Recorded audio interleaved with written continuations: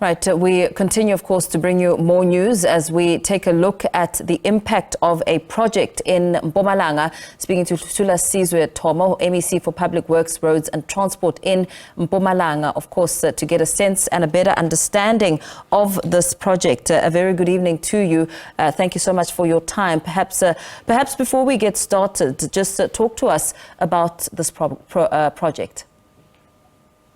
No, thanks, Mpo. Greetings to yourself and the viewers, and my apologies for the minor glitches earlier. This is a project that was conceptualized in the early 2017 by the then former Premier Titi Mabuza with the Department of Agriculture, MEGA, and DET.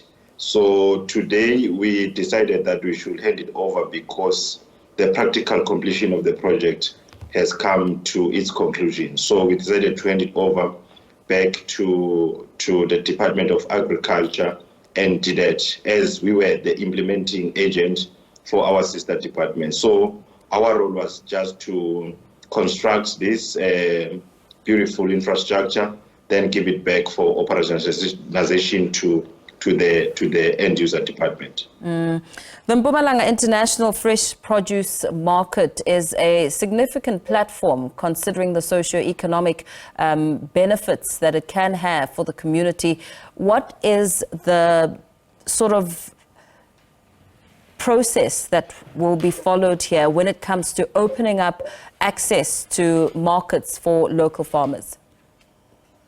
Well, look, our take is that it will contribute a lot in the GDP of the economy, create jobs and so on and so forth. The operationalization part of the project will be done by agriculture with DET. So the end user department is the one that will have to seek for investors. As I've indicated earlier, that our task was to establish or rather construct this beautiful project. But we are hoping that it will be an economic spin-off and contributing to the growth of the economy of the province. Yeah. Talk to us a little bit about the province and some of the struggles within the province which make this project so beneficial as we look at the lives and the day-to-day impact that it could have for those who are living in impoverished conditions and hoping for some glimmer of hope with a project such as this.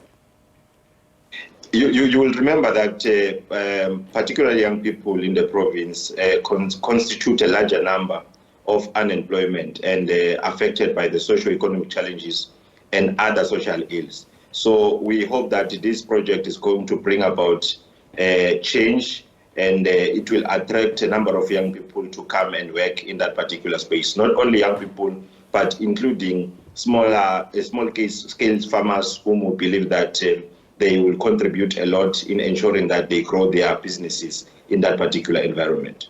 What scale of work and job opportunities have you provided here? And also just talking to the number of individuals, more so as you speak about young people getting access to jobs. This project has attracted 600, or rather 600 jobs were created in this project since it has started.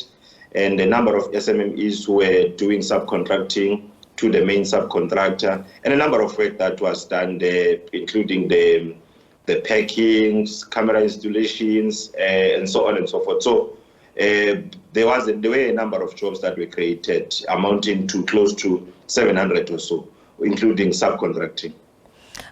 And how are you integrating skills and opportunities with your department and also working with the Department of Agriculture?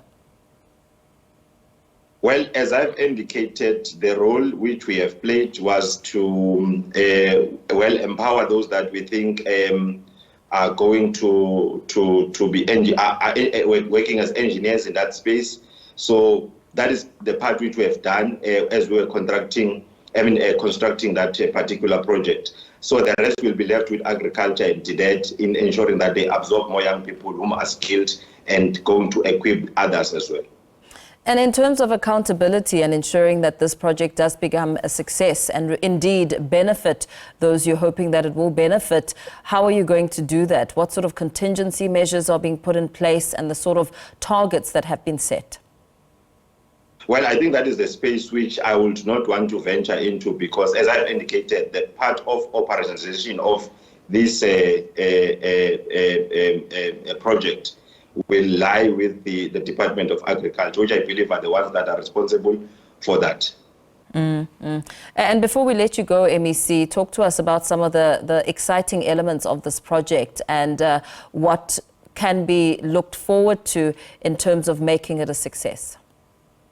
Well, this is a state-of-the-art building, or rather project. I think it's one of the second best in the country.